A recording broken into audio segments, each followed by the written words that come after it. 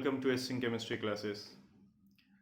जैसे कि मैंने आपको पहले प्रॉमिस किया था कि मैं हर संडे आपके लिए एक ऑर्गेनिक का वीडियो लेके आऊँगा, तो आज संडे और आपके लिए आ गया मेरा ऑर्गेनिक का वीडियो। इस वीडियो में हम लोग एल्केन को लेकर के बात करेंगे, सेचुरेटेड हाइड्रोकार्बन को लेकर के बात करें। मैं आपको याद दिला दूँ, सेचुरेटेड हाइड्रोकार्बन को लेकर के मैंने एक वीडियो पहले पोस्ट किया था। उस वीडियो में मैंने इंट्रोडक्शन ऑफ एल्केन और सेचुरेटेड हाइड्रोकार्बन के बारे में बात किया था। आज मेरा दूसरा वीडियो आ रहा है एल्केन के ऊपर में, और इस वीडियो में हम लोग बात करेंगे एल्केन के प्रिपरेशन को लेकर के बेसिकली। ठीक है, तो ज़्यादा टाइम नहीं लेते हुए शुरू करते हैं प्रिपरेशन ऑफ एल्केन। तो पहले हम लोग प्रिपरेशन देखें एल्केन का। तो उसके आप पहले इस चार्ट पे एक ध्यान दीजिए। यहाँ पे मैंने एक चार्ट को ड्रॉ किया है। इस चार्ट में आपको दिख रहा है, ये जो पहला आपको यहाँ पे सिंगल बॉन्ड दिख रहा है, ये एल्केन है, ये एल्केन है, ये एल्कीन है, ये एल्काइन है ना, ये अल्काइल हेलाइड है, अल्काइल हेलाइड है, ये आरओएच जो है ये अल्कोहल है, ये कार्बोनाइल्स हैं, कार्बोनाइल्स हैं, और ये एसिड है। ठीक है, अब कार्बोनाइल्स पे ध्यान दीजिएगा। कार्बोनाइल्स पे ये ऊपर वाला एल्डिहाइड है और नीचे वाला कीटोन है। ठीक है, तो हम लोग को क्या करना है, एल्केन का प्रिपरेशन करना है। एल्केन का प्रिपरेशन करना है मतलब कि हम लोग को इस कंपाउंड को बनाना है। ठीक है, अब एल्केन का प्रिपरेशन, यहाँ पे जितने भी कंपाउंड आपको इस चार्ट में दिख रहे हैं, like alkene, alkyne, alkyl halide, alcohol, aldehyde, ketones and acid, ये सारे कंपाउंड्स क्या कर सकते हैं, एल्केन का प्रिपरेशन कर सकते हैं। प्रिपरेशन कर सकते हैं इसका मतलब क्या है, एक स्टेप में ये लोग क्या कर सकते हैं, एल्केन को दे सकते हैं। ठीक है, तो पहला हम लोग प्रिपरेशन देखेंगे from alkene and alkyne. From alkene and alkyne मतलब अनसेचुरेटेड हाइड्रोकार्बन से, अनसेचुरेटेड हाइड्रोकार्बन से हम लोग प्रिपरेशन देखेंगे एल्केन का। तो आप एक चीज देखो कि CnH2n एल्कीन होता है, यहाँ से हमको बनाना है CnH2n+2 एल्केन को।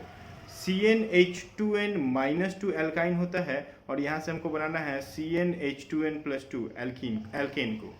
तो एल्कीन हो या एल्काइन हो, अगर आपको एल्केन बनाना है, इन दोनों को अगर आपको एल्केन में कन्वर्ट करना है, एल्केन को प्रिपेयर करना है इन दोनों से, तो आप देखो कि दोनों ही जनरल फार्मूलाज में, यहाँ का ये जनरल फार्मूला और यहाँ ये एल्कीन और एल्केन के जनरल फार्मूला में क्या आपको दिख रहा है, दोनों के जनरल फार्मूला आपको डिफरेंस दिख रहा है सिर्फ दो हाइड्रोजन्स का। तो अगर हम यहाँ पे हाइड्रोजन को डाल दें, मतलब हाइड्रोजिनेशन करवा दें, तो हाइड्रोजिनेशन अगर हम करवा देंगे तो alkene gets converted to alkane. Alkyne में भी हमको क्या दिख रहा है कि अगर हम यहाँ पे 2H2 डाल दें, दो एल्काइन डाल देंगे, 2H2 अगर डाल देंगे तो एल्काइन जो होगा वो क्या हो जाएगा, एल्केन में कन्वर्ट हो जाएगा, है ना। मतलब कि एक चीज फिगर आउट हो रहा है यहाँ पे कि एल्केन या एल्कीन या एल्काइन दोनों में से किसी को भी अगर हमको एल्केन में कन्वर्ट करना है तो हमको उसमें क्या डालना है, हमको उसमें हाइड्रोजन डाल देना है, मतलब हाइड्रोजिनेशन करवा देना है। तो कभी भी अगर आपको किसी भी अनसेचुरेटेड हाइड्रोकार्बन में हाइड्रोजिनेशन करवाना है तो आपको कैटलिस्ट यूज करना होगा। आप वहां पे कुछ कैटलिस्ट को यूज कर सकते हैं। तो हम एक स्टेटमेंट यहाँ पे पहले छोटा सा लिख देते हैं। स्टेटमेंट मेरा रहेगा कि alkene are reduced to alkane by hydrogen by reduced into alkane। ठीक है,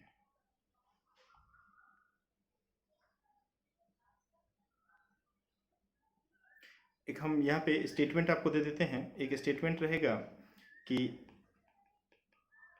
alkene and alkyne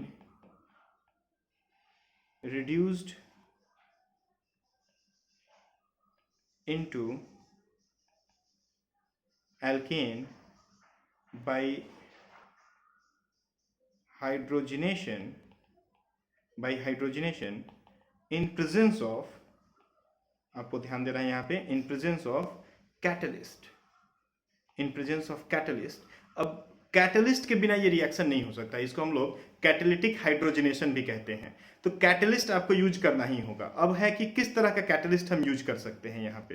ठीक है, तो आप किस तरह के कैटलिस्ट को यूज कर सकते हैं, तो कैटलिस्ट में आप यहाँ पे प्लैटिनम यूज कीजिए, आप यहाँ पे प्लैटिनम यूज कीजिए, या फिर निकल विथ हीट, निकल को डाल करके आप हीट कर दीजिए, H2 के साथ में निकल लेकर के हीट कर दीजिए, या फिर आप P2O2 यूज कर सकते हैं, प्लैटिनम ऑक्साइड यूज कर सकते हैं, या फिर एक बहुत ही पॉपुलर हम बोल सकते हैं, एक बहुत ही पॉपुलर, बहुत ही डिमांडिंग एक कैटलिस्ट होता है जिसको हम लोग विल्किंसंस कैटलिस्ट कहते हैं। विल्किंसन कैटलिस्ट, विल्किंसंस कैटलिस्ट, आप इसका यूज कर सकते हैं।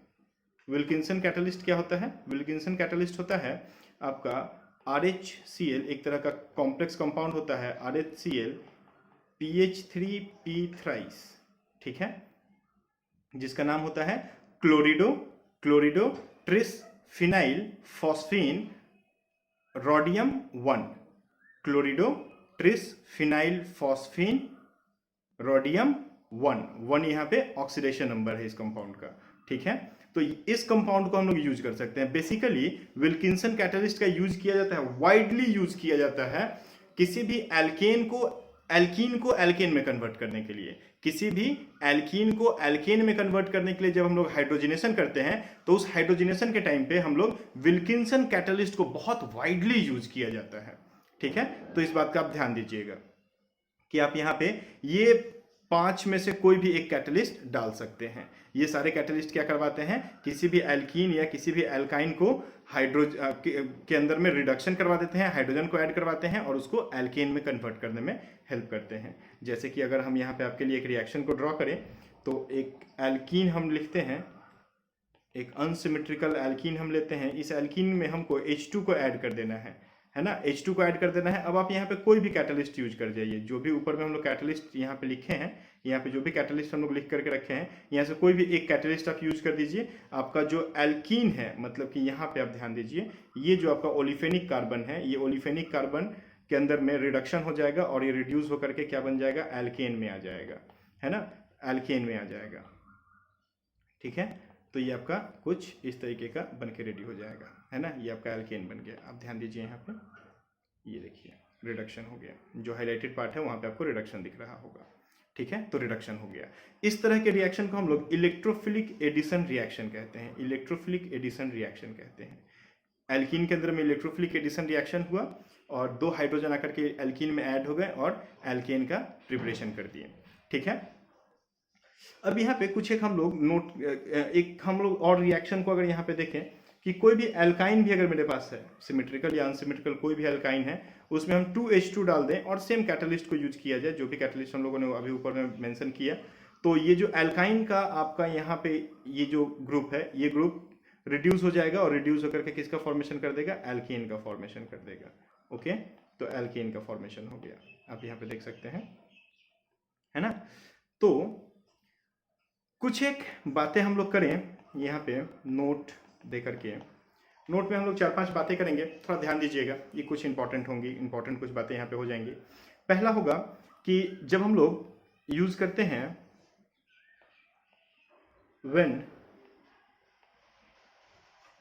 कैटलिस्ट इज निकल, ऑब्वियस निकल को डालने के बाद हम लोग टेम्परेचर को मेंशन करते हैं।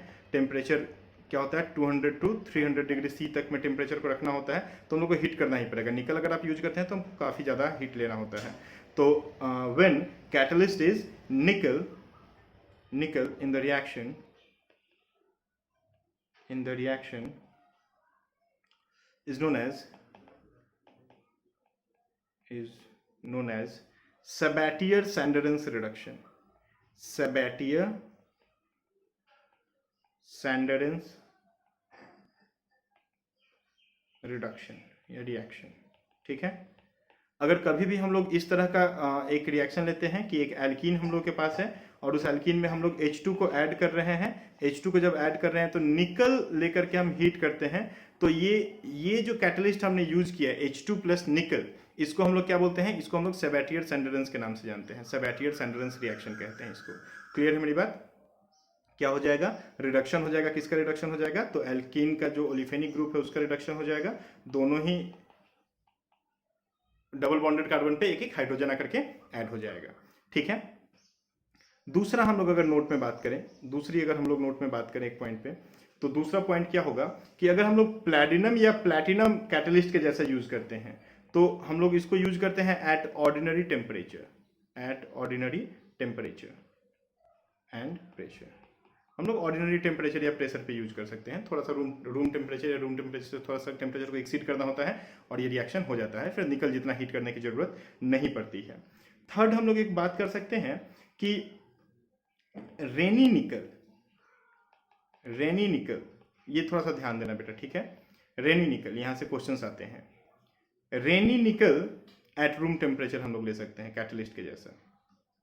रेनी निकल एट रूम टेम्परेचर पे हम लोग ये रिएक्शन करवा सकते हैं। और रेनी निकल क्या होता है ना, रेनी निकल क्या होता है, तो रेनी निकल होता है कि अगर निकल को हम लोग एल्यूमिनियम के साथ में अलॉय बना करके और उसको हम लोग विथ NaOH अगर हीट करें तो हम लोग को रेनी निकल ऑब्टेन होता है। हम यहाँ पे इस चीज को लिख देते हैं कि रेनी निकल is obtained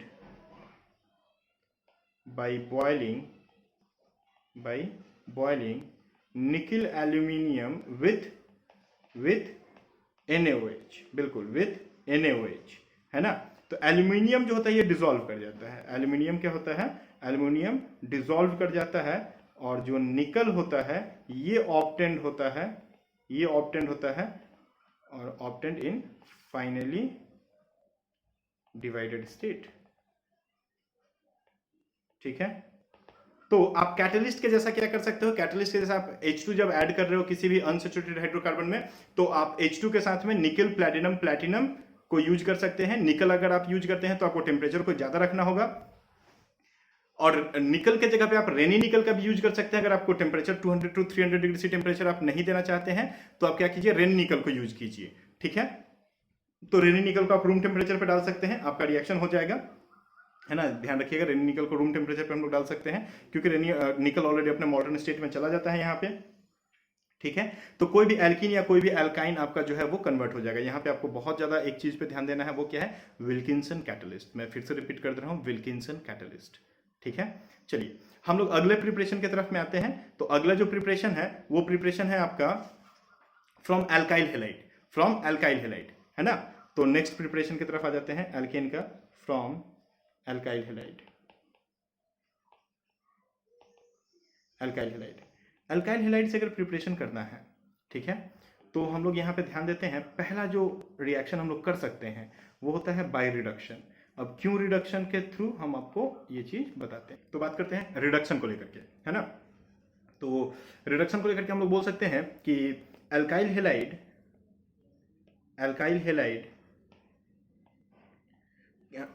can be reduced to corresponding alkanes by the following reducing agents।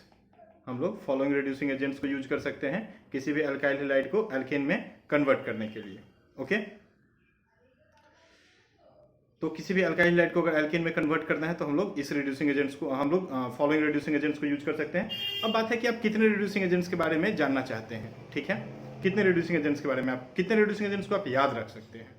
तो पहला रिड्यूसिंग एजेंट हम आपके लिए लिख देते हैं, वो है Na+C2H5OH, ठीक है। दूसरा रिड्यूसिंग एजेंट जो आप यूज कर सकते हैं, चलो हम एक काम करते हैं 1 2 करके लिखना शुरू करते हैं, नहीं तो फिर आगे कहीं कंफ्यूजन हो जाएगा। ये भी लिखेंगे तो 1 हो गया। 2 में सोडियम बोरॉन हाइड्राइड को हम लोग NaBH4 को यूज कर सकते हैं। हम लोग ट्राईब्यूटाइल टीन हाइड्राइड को यूज कर सकते हैं। हम लोग Na+C2H5OH को यूज कर सकते हैं। हम लोग यूज कर सकते हैं यहाँ पे जिंक कॉपर का couple in ethanol, in presence of ethanol, है ना, C2H5OH, ठीक है। हम लोग इसको यूज कर सकते हैं। साथ ही साथ हम लोग यूज कर सकते हैं आपका Zn+HCl को यूज कर सकते हैं। हम लोग यहाँ पे यूज कर सकते हैं आपका Zn+CH3COOH को यूज कर सकते हैं। हम लोग Redp+HI को डाल सकते हैं, Redp+HI को डाल सकते हैं। क्या हो रहा है भाई, red P plus H I को डाल सकते हैं, है ना। हम लोग और बहुत से रिड्यूसिंग एजेंट्स के बारे में यहाँ पे देख लेते हैं, जैसे L H G plus C two H five O H को डाल सकते हैं। साथ ही साथ हम यहाँ पे Zn प्लस NaOH को यूज कर सकते हैं। देखो 10 है ना, और अगर आपको जानना है तो चलो हम आपको 11 बताते हैं, एक और बताते हैं, है ना। 11वें में हम MgHg प्लस H2O, ये पढ़ोगे पिनाकोल पिनाकोलोन रीअरेंजमेंट जैसा कुछ आएगा, वहाँ पे हम लोग MgHg का कपलिंग प्लस H2O को डाल सकते हैं, है ना। इसके साथ ही साथ एक और आपको हम बता देते हैं, आप H2 प्लस प्लैटिनम या निकल को यूज कर सकते हो, जो सबैटियर सेंट्रेंस हम लोग बोलते हैं। तो ये 12 में से जो रिड्यूसिंग एजेंट आपको याद रहे, आप उस रिड्यूसिंग एजेंट को यूज कर सकते हैं, ठीक है।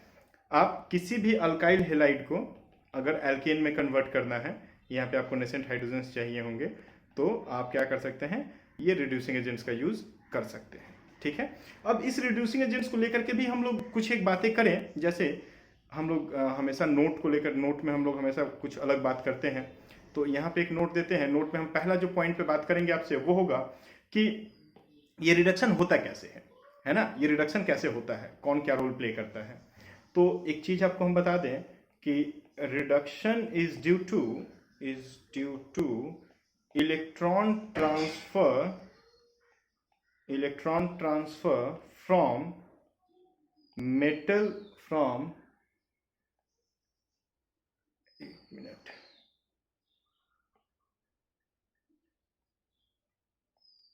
from metal to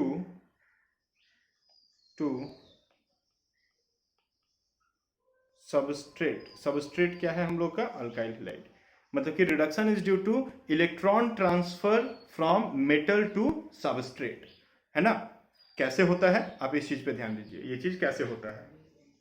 तो देखो, जैसे कि हम लोग अगर एक एग्जांपल में Zn प्लस HCl को ले लें कि Zn प्लस HCl हम लोग का एक रिड्यूसिंग एजेंट हम लोग यूज कर रहे हैं, तो यहाँ पे मेटल कौन है, जिंक है, ठीक है, और सबस्ट्रेट हम लोग का अल्काइल हैलाइड है ही। तो यहाँ पे किस तरीके से ये पूरा रिएक्शन होगा, जिंक जो होगा ये तुरंत Zn प्लस 2 में कन्वर्ट हो जाएगा और क्या करेगा, 2 इलेक्ट्रॉन्स को यहाँ पे रिलीज कर देगा। कोई भी एक अल्काइल हैलाइड जो भी आपका सबस्ट्रेट है, ये अल्काइल हैलाइड इस इलेक्ट्रॉन को एक्सेप्ट करेगा। इस इलेक्ट्रॉन को कौन एक्सेप्ट करेगा, अल्काइल हैलाइड का मॉलिक्यूल एक्सेप्ट करेगा, है ना। अल्काइल के पास चला जाएगा, क्योंकि अल्काइल क्या होगा, पार्शियली पॉजिटिव चार्ज अपने ऊपर रखेगा, और हैलाइड क्या होगा, पार्शियली नेगेटिव चार्ज रखेगा, है ना। तो इलेक्ट्रॉन क्या हो गया, आपका alkyl group partially positive charge containing alkyl group के पास में चला जाएगा, और ये क्या बन जाएगा, ये हो जाएगा R, जो कि इलेक्ट्रॉन एक्सेप्ट किया तो R माइनस हो जाएगा, और यहाँ पे X जो है ये बॉन्ड ब्रेक कर जाएगा X माइनस जैसा, ठीक है। तो ये कुछ ऐसा बन जाएगा।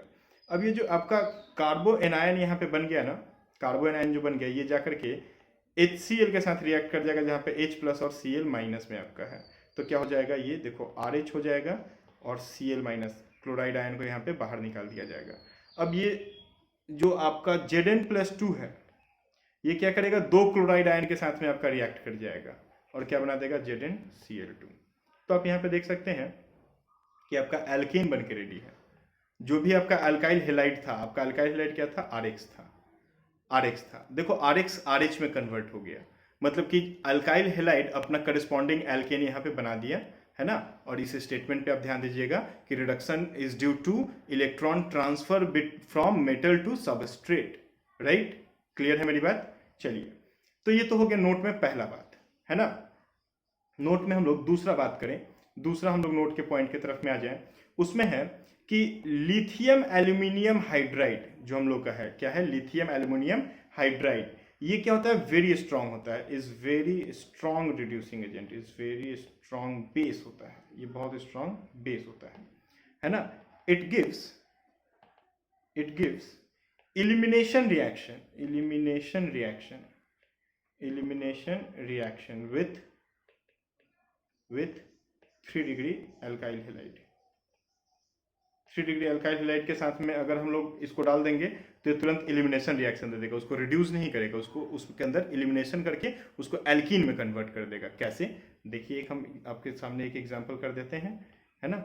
यहाँ पे एक एग्जांपल करके आपको हम दिखाते हैं, और इन सब चीज़ों को बहुत अच्छे से रिवीजन करोगे, बहुत बार इस वीडियो को देखोगे और देख देख करके ये सब चीज़ों का बहुत अच्छे से अपने दिमाग में बैठा लोगे, ठीक है, कि कैसे कैसे क्या कुछ हुआ।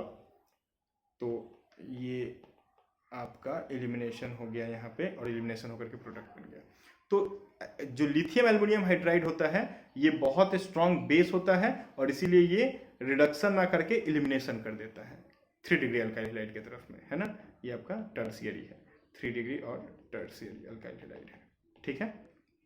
चलिए हम लोग नोट के तीसरे पॉइंट की तरफ में आते हैं।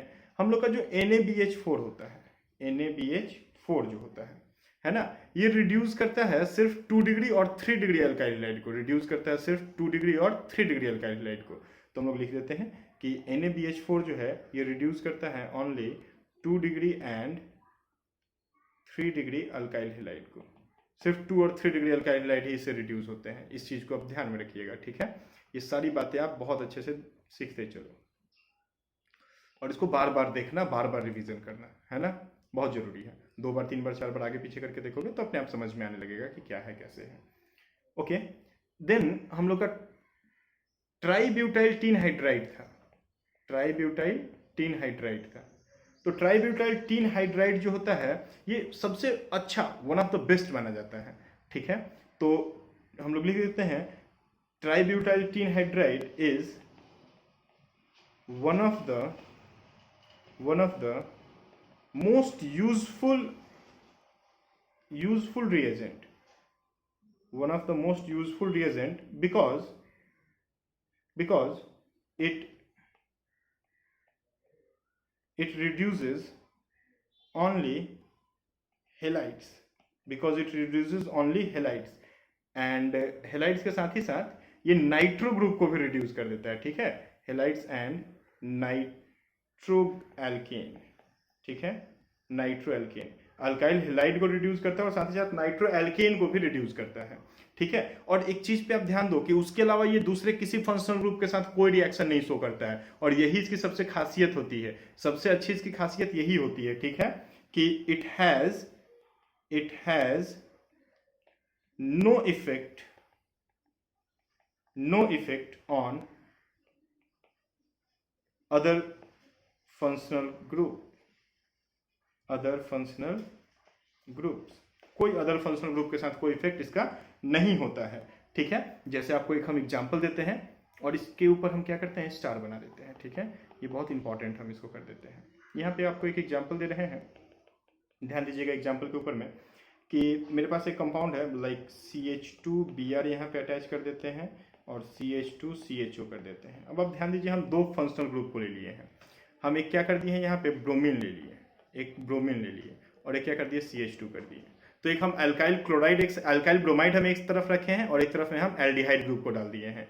और अगर इसके ऊपर में हम लोग क्या डालें, इसके ऊपर में हम लोग ये अपना ट्राईब्यूटाइल टीन हाइड्राइड को डालेंगे ना, तो ये ट्राईब्यूटाइल टीन हाइड्राइड जो हम लोगों का है ये क्या करेगा, एक सेकेंड, ट्राईब्यूटाइल टीन हाइड्राइड जो हम लोगों का है ये जाकर के सिर्फ रिएक्ट करेगा इस ग्रुप के साथ में, ये अल्काइल हैलाइड ग्रुप के साथ में, ठीक है। ये कोई रिएक्शन नहीं शो करने वाला है इस एल्डिहाइड ग्रुप के साथ में। क्लियर है मेरी बात? Because it has no effect on the other functional group, it only reduce what, alkyl halides and nitro